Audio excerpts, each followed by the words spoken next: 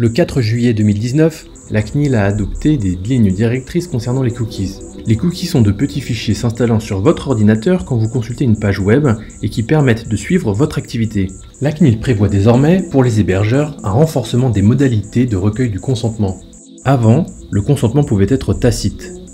Conformément à la directive e-privacy, un internaute qui ne cliquait pas sur « Accepter les cookies » mais qui continuait de naviguer sur le site était supposé les accepter tacitement.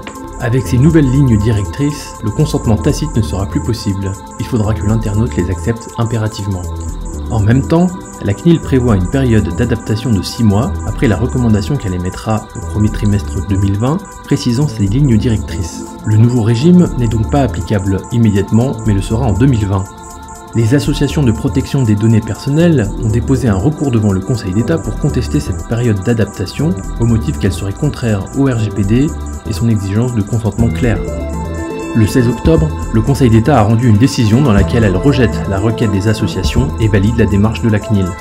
Cette décision intervient alors qu'au 1er octobre, un arrêt de la Cour de justice de l'Union européenne affirme que le consentement par défaut, avec une case précochée sur un site, n'est pas un consentement valide.